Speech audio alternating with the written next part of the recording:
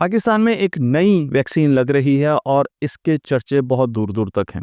पाकिस्तानी इस वक्त बहुत ज़्यादा परेशान हैं कि एचपीवी वैक्सीन क्या लगवानी चाहिए या नहीं लगवानी चाहिए। बहुत से लोग ये सवाल भी पूछ रहे हैं और साथ साथ हमारे मीडिया में ऐसी सेंसेशंस फैलाई जा रही हैं जिसकी वजह से लोग परेशान हैं कि ये वैक्सीन हमारे बच्चों का क्या नुकसान कर सकती है।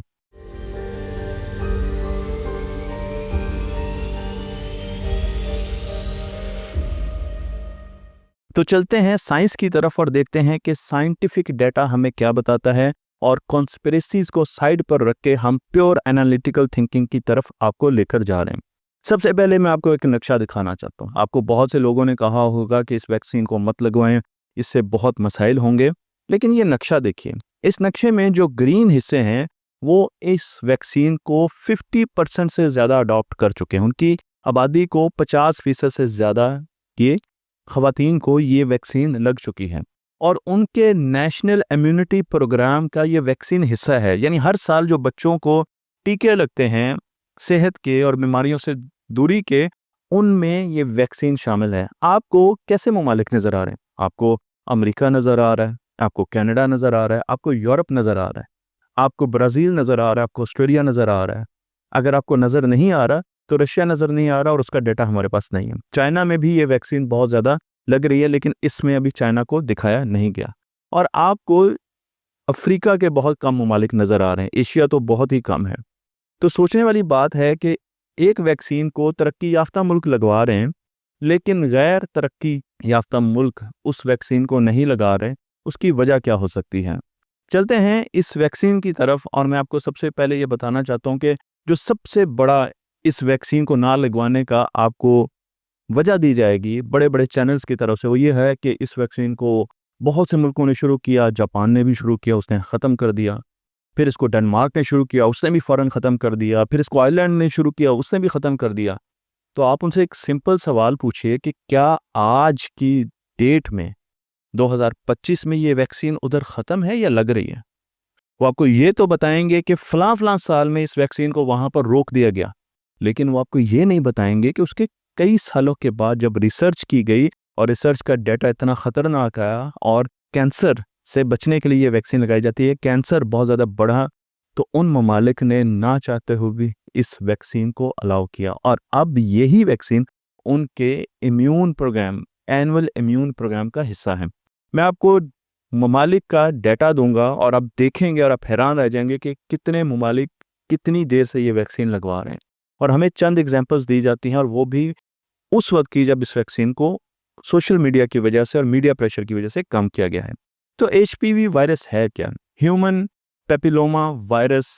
ये एक ऐसा वायरस है जो कि ज़्यादातर सेक्सुअली ट्रांसमिट होता है, लेकिन इसके अलावा भी ये ट्रांसमिट हो सकता है। तो इंटीमेसी के दौरान, कुर्बत के ताल्लुकात के दौरान तो ये बीमारी एक जगह से दूसरी जगह, एक इंसान से दूसरे इंसान को लगती है। लेकिन अगर आपने एक तौलिया इस्तेमाल कर लिया और उस तौलिया को फ़ौरन ही किसी और आदमी ने इस्तेमाल किया, तो वहाँ से भी इसका रिस्क है कि ये आगे जा सकती है। मैं आपको ये भी बताता चलूँ कि इसमें, इस बीमारी में कैंसर हो सकता है। तो ज़्यादा जो सबसे बड़ा ख़तरा होता है वो ये होता है कि इस वायरस की वजह से कैंसर हो सकता है और उसकी 6 मुख्तलिफ किस्में हैं। इसमें जो एक बहुत ख़तरनाक किस्म है वो है सर्विकल कैंसर, जो कि अमूमन ख़वातीन में होता है, लेकिन ट्रांसजेंडर्स में भी हो सकता है और मर्दों में भी हो सकता है। मैं आपको सर्विकल कैंसर की यहाँ पर कुछ तस्वीर दिखा रहा हूँ जो दिखाई जा सकती हैं। तो ये ख़वातीन में चौथा बड़ा कैंसर है। इसके 2020 में 6 लाख नए केसेस आए और 3,40,000 अमवात हुई इस कैंसर से। मर्दों में ये टॉन्सिल्स, गले का कैंसर और उसके अलावा जेनिटल वॉट्स जो होते हैं, मुक्के बन जाते हैं, उनकी शक्ल इख्तियार कर सकता है। 90% जो अमवात हो रही हैं सर्विकल कैंसर से, अब हम सर्विकल कैंसर की तरफ आ गए हैं, ये थर्ड वर्ल्ड कंट्रीज़ में हो रही। और इस वैक्सीन की अगर बात करें तो कोरोना की वैक्सीन जो कि अभी बनी और हमने लगवा ली, और उस पर भी आपको याद होगा कि कितना ज़्यादा शोर पड़ा था, जिसकी वजह से हमने एक वीडियो बनाई थी। ये वैक्सीन 2006 में बन गई थी। 2006 का मतलब ये है कि 20 साल हो गए हैं इस वैक्सीन को लगते हुए। इसमें जो ज़्यादा टारगेट किया जाता है वो 2 थ्रेड्स हैं, 2 स्ट्रेन्स हैं इस वायरस के, HP16 और HPV18, जो कि कैंसर करते हैं, जो कि सर्विकल कैंसर के 70% केसेस इनके आते हैं। ज़्यादातर जो लोगों को टारगेट किया जाता है वो फीमेल्स को किया जाता है, बच्चों को, लड़कियों और लड़कों को 9 से 14 साल की उम्र में टारगेट इसलिए किया जाता है कि उनकी इम्यूनिटी ज़रा स्ट्रांग होती है। उसके अलावा 45 साल तक लोगों को ये लग सकती है, 45 साल तक लोगों को लगाई भी गई है। WHO इस वक्त जितनी भी कैंपेन चला रहा है उनमें इस कैंपेन का भी एक बहुत बड़ा हाथ है, और 90% जो कैंपेन्स हैं वो ख़वातीन के लिए चल रही हैं, क्योंकि ख़वातीन में ये बहुत ज़्यादा शिद्दत इख्तियार कर जाता है। मैं आपको इस वायरस की एक छोटी सी एग्जांपल दूं ताकि आपको समझ आए कि वायरस काम कैसे करता है। जब भी एक वायरस हमारी बॉडी में जाता है तो वो ख़तो किताबत शुरू कर देता है, वो अपने आने का ऐलान कर देता है। हमारा इम्यून सिस्टम फ़ौरन डिटेक्ट कर लेता है कि अच्छा कोई नई चीज़ आई है, क्योंकि वो वायरस मुसलसल बोल रहा है। इम्यून सिस्टम उसको मारने की कोशिश करता है, और उसके पास पुराने रिकॉर्ड्स होते हैं जिसकी वजह से उसे पता होता है कि मैंने पिछली मरतबा इसको कैसे मारा था। वो उन रिकॉर्ड्स को देखता है और जाकर उस तरह अटैक करता है, और 1-2 दिनों में, कुछ दिनों में, 5-6 दिनों में उस वायरस को ख़त्म कर देता है, अगर वो पहले भी हमारी बॉडी में आ चुका है। उस दौरान हमें बुखार होता है, हमारी तबीयत ख़राब होती है और बॉडी एक्स होते हैं और मुख्तलिफ़ किस्म के सिम्टम्स नज़र आते हैं। लेकिन अगर एक वायरस कभी हमारी बॉडी के अंदर आया ही नहीं तो इम्यून सिस्टम उसको कैसे रिकग्नाइज़ करेगा? यहाँ पर ये वायरस बड़ा ख़तरनाक हो जाता है, क्योंकि जितनी देर में इम्यून सिस्टम सोचता है कि मैं इससे कैसे लड़ूंगा और इसको कैसे मैं शिकस्त दूंगा, उतनी देर में वायरस इम्यून सिस्टम पर हावी हो चुका होता है। इसलिए हम वायरस की एक डमी बनाते हैं और वो अपनी बॉडी में दाखिल करते हैं, उसे कहा जाता है वैक्सीन। तो वैक्सीन की एग्जांपल मैं आपको ऐसे दूंगा, जैसे एक टॉफ़ी है और टॉफ़ी के अंदर, टॉफ़ी का बाहर एक रैपर है और उसके अंदर टॉफ़ी है, वो वायरस है, और बाहर उसका रैपर है जो कि बच्चों को अट्रैक्ट करने के लिए, इम्यून सिस्टम को अट्रैक्ट करने के लिए रखा जाता है कि वो चिड़-चिड़ करे और बच्चा भाग आए। अब आप अगर चाहते हैं कि बच्चे को मैं टॉफ़ी भी ना दूँ और उसको टॉफ़ी का पता भी लग जाए, तो आप क्या करेंगे? क्योंकि आप चाहते हैं कि इस बच्चे को शुगर बहुत है तो इसको मैंने शुगर वाली टॉफ़ी नहीं देनी, तो आप रैपर के अंदर कुछ और चीज़ डालेंगे, एक लकड़ी की गोटी सी डाल देंगे सपोज़, और उस बच्चे को दे देंगे। बच्चा रैपर देखेगा, वो फ़ौरन समझ जाएगा कि टॉफ़ी इस किस्म की होती है, लेकिन अंदर टॉफ़ी नहीं है, उसको शुगर उसको नुकसान नहीं पहुँचा सकती। बिल्कुल ऐसे ही हम वायरस की एक शक्ल बनाते हैं जिसमें वायरस इनएक्टिव होता है। जो अंदर वायरस होता है वो इनएक्टिव, वो मौजूद नहीं होता, उसका जो बाहरी खौल है उसे हम बॉडी में इंजेक्ट करते हैं, और जैसे ही वो नया खौल पहली मरतबा बॉडी के अंदर इंजेक्ट होता है तो हमारा इम्यून सिस्टम फ़ौरन देखना शुरू कर देता है कि मैंने इसको कैसे ख़त्म करना है।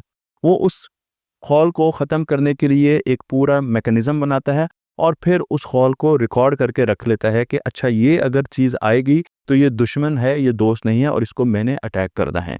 इसीलिए वैक्सीन में इनएक्टिव वायरसेस या सिंथेटिक वायरसेस डाले जाते हैं जो कि एक्टिव बिल्कुल नहीं हो सकते, और ना ही वो किसी भी तरीके से एक्टिव हो सकते हैं। उनके पास ये खसूसियत ही नहीं होती, लेकिन हमारा इम्यून सिस्टम ऑलरेडी उनसे लड़ता है और साथ-साथ उन्हें रिकॉर्ड भी कर लेता है। और इन्हीं दिनों में जब इम्यून सिस्टम उनके खिलाफ अपनी इम्यूनिटी बना रहा होता है, हमें बुखार होता है, हमें पेन होती है और हमें दर्द होता है और इस किस्म की अलामात नज़र आती हैं। मैं आपको ये भी बताता चलूँ कि वैक्सीन के जो ट्रायल्स हैं, उनमें 2 ट्रायल्स की वैक्सीन भी है और सिंगल ट्रायल की वैक्सीन भी है। जितने भी ट्रायल्स वैक्सीन के लगे हैं, उसमें कभी भी कोई डेथ रिपोर्ट नहीं हुई। ये डाटा वर्ल्ड हेल्थ ऑर्गेनाइजेशन की वेबसाइट से मैं आपको लेकर दे रहा हूँ। 2023 में 52 मुल्कों में ये वैक्सीन सप्लाई की गई। 2028 से ये वैक्सीन लग रही है। यूनाइटेड किंगडम में ये वैक्सीन 2008 से लग रही है, और अब एक रिसर्च ने बताया है कि यूनाइटेड किंगडम में यानी इंग्लैंड में 87% 87% जो केसेस हैं वो अब कम होते जा रहे हैं सर्विकल कैंसर के। मैं आपको यहाँ पर यह भी बताता चलूँ कि एक ऐसा मुल्क है जिसने टोटली इस कैंसर को शिकस्त दे दिया, और वो है ऑस्ट्रेलिया। ऑस्ट्रेलिया ने सर्विकल कैंसर की इस वैक्सीन को बहुत जल्दी अपनाया, और अब ऑस्ट्रेलिया पहला मुल्क बन चुका है जो इस बीमारी को शिकस्त दे चुका है। इस वक्त ये वैक्सीन 2006 से लग रही है, करोड़ों लोगों को लग चुकी है, और जो साइड इफ़ेक्ट सामने आए हैं उनमें बीमारी है, उनमें इरिटेशन है, सर दर्द है, बुखार है, बॉडी एक्स हैं, लेकिन कहीं भी ये रिपोर्ट नहीं हुआ कि इस वैक्सीन की वजह से कोई लॉन्ग टर्म बीमारी हुई हो। मैं आपको एक और रिसर्च दिखाता हूँ, और इस रिसर्च में ये वर्ल्ड हेल्थ ऑर्गेनाइजेशन की रिसर्च है। उसमें उन्होंने शक ज़ाहिर किया है, यानी एक अंदेशा ज़ाहिर किया कि अगर 1 लाख लोगों को ये वैक्सीन लगेगी तो हो सकता है कि उनमें से 1.8 लोगों को कोई न्यूरोलॉजिकल डिसऑर्डर का सामना करना पड़े, कोई ऑटोइम्यून डिजीज़ हो, कोई ब्लड क्लॉट हो या कोई इलनेस का, क्रॉनिक इलनेस का सामना करना पड़े।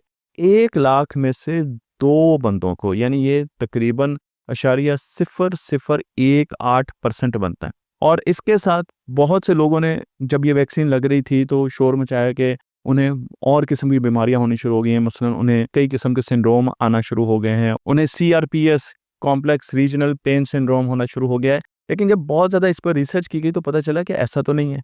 अब अगर 1 लाख लोगों को ये वैक्सीन लग रही है तो उनकी और कंडीशंस भी तो होंगी, और उनकी और कंडीशंस की होने की वजह से फ़र्ज़ किया एक बंदे को ब्लड प्रेशर है और 2 महीनों बाद उसकी हाई ब्लड प्रेशर की वजह से डेथ हो जाती है, तो क्या हम वो वैक्सीन के खाते में डाल देंगे? अभी रिसेंटली एक साहब ने आके मुझे कहा कि आपको पता है कि ये वैक्सीन लगने से 2 बच्चे मर गए। तो मैंने उनसे पूछा कि कहाँ पर मरे? तो उन्होंने कहा जी मुझे उस बंदे ने बताया। मैंने कहा किस जगह मरे? किस शहर में मरे? क्या नाम था उनका? लेकिन जब हम इस किस्म के सवालात पूछते हैं तो लोग खामोश हो जाते हैं, क्योंकि उसकी वजह है कि माज़ी है इस वैक्सीन का। और इस वैक्सीन के साथ ऐसे ही किया गया। जब भी कोई वैक्सीन लगती है तो हम परेशान हो जाते हैं, और मैं बताता हूँ कि वो परेशानी कैसी होती है। और उसी वजह से जापान, डेनमार्क और बहुत से इलाकों में इस वैक्सीन को रोका गया। पाकिस्तान में इस वक्त जो वैक्सीन अवेलेबल है वो अमेरिकन वैक्सीन भी अवेलेबल है हमारे पास, और हमारे पास चाइनीज़ वैक्सीन भी अवेलेबल है। तो जो हमारे पास वैक्सीन अवेलेबल है उसमें गाइडाजिल, सर्वेरिक्स, ये 2 वैक्सीन्स हैं जो कि आप प्राइवेटली ख़रीद सकते हैं, जाके शॉप से ले सकते हैं। और इसमें गाइडाजिल जो है उसमें गाइडाजिल 9 और गाइडाजिल 9 वेलेंट वैक्सीन भी मौजूद है। ये 2 वैक्सीन्स हैं जो कि बहुत ज़्यादा लग रही हैं। लेकिन हमारे मुल्क में जो वैक्सीन यूज़ हो रही है वो इन दोनों में से कोई नहीं है। ये वो वैक्सीन थी जो US बेस्ड वैक्सीन थी। अब हमारे मुल्क में कौन सी यूज़ हो रही है? वो चाइना की वैक्सीन यूज़ हो रही है। और चाइना ने ये वैक्सीन पहली मरतबा 2025 में बनाई। चाइना ने, दूसरा मुल्क है चाइना का जिसने डोमेस्टिकली ये वैक्सीन बनाई है। और इस वैक्सीन का जो नाम है वो है, अच्छा मैंने ये नाम गूगल से देखा है, हो सकता है मैं ये नाम गलत ले लूँ, लेकिन इसे सेकोलिन कहा जाता है। सेकोलिन 9 चाइना की बनाई हुई HPV वैक्सीन है जो कि पाकिस्तान में डेमोन्स्ट्रेट की जाती है।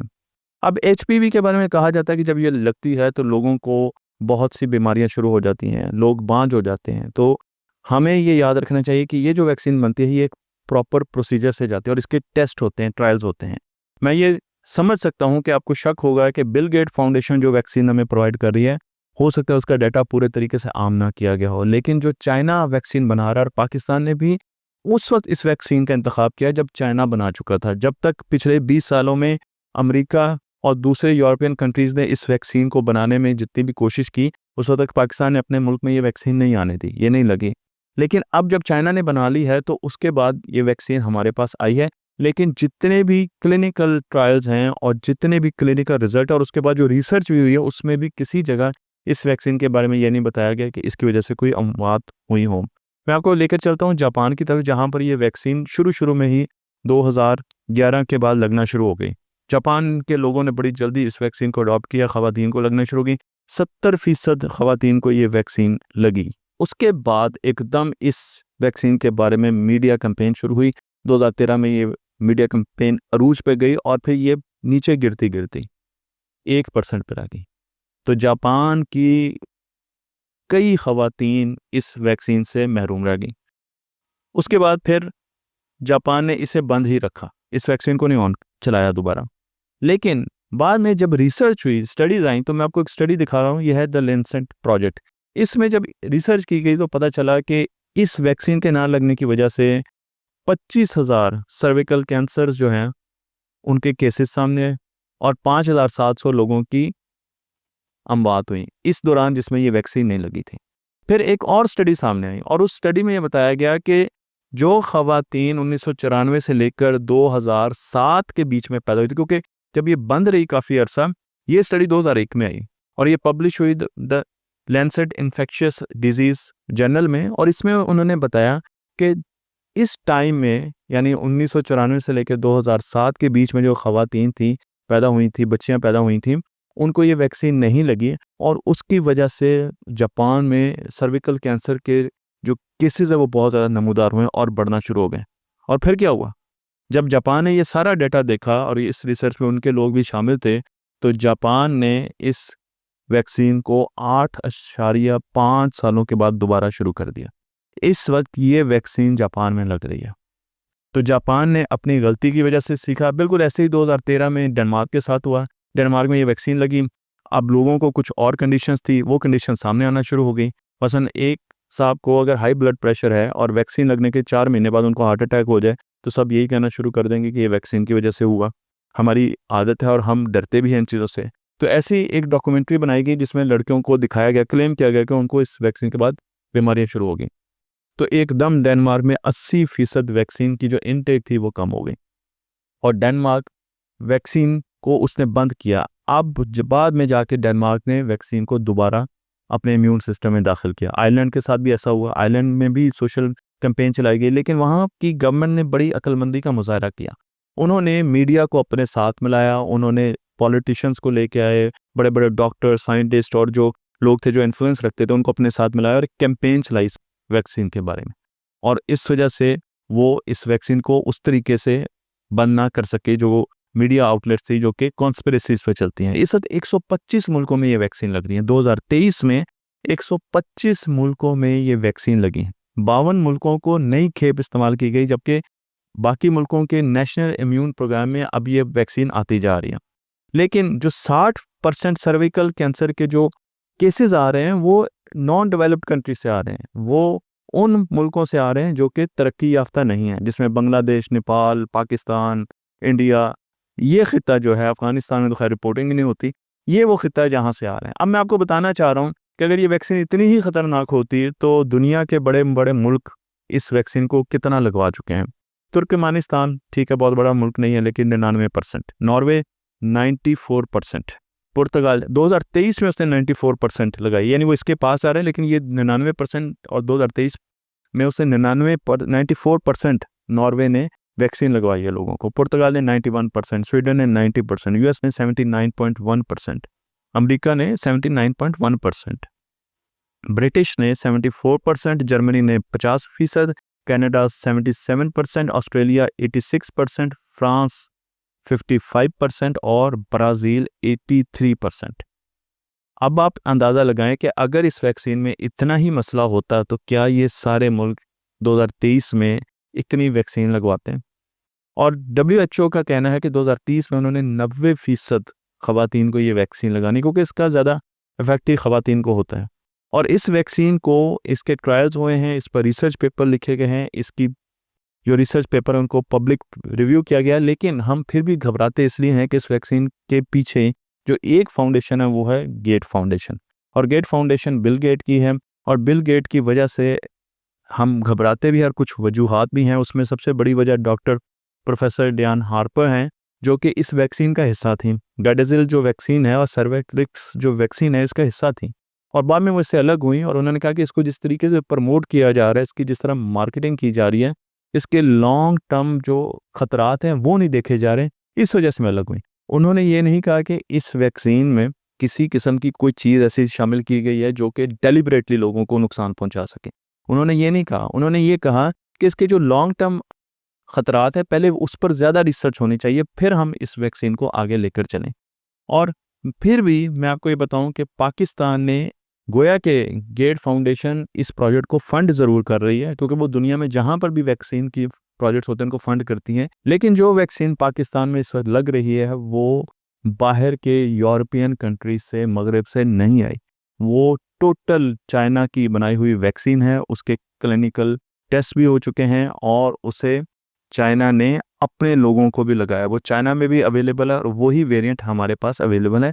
पाकिस्तान ने मेरे ख्याल में ये अक्लमंदी की कि उन्होंने इंतज़ार किया, और जब चाइना ने पहली मरतबा ये वैक्सीन लगाई तो उन्होंने उस वक्त अपने लोगों को ये वैक्सीन लगाने का फ़ैसला किया। मैं भी अपने बच्चों को ये वैक्सीन, जो मेरी बेटी इस रेंज में है उसे ये वैक्सीन ज़रूर लगाऊंगा, क्योंकि मैं पर्सनली अपनी अब ओपिनियन दे सकता हूँ कि मैं पर्सनली समझता हूँ कि कैंसर एक बहुत मुहलिक बीमारी है और उससे बचने के लिए हमें अपने बच्चों की हिफाजत ज़रूर करनी चाहिए। तख्ती ऑनलाइन को लाइक कीजिए, शेयर कीजिए और इस इल्म को दूसरों तक पहुँचाते रहिए।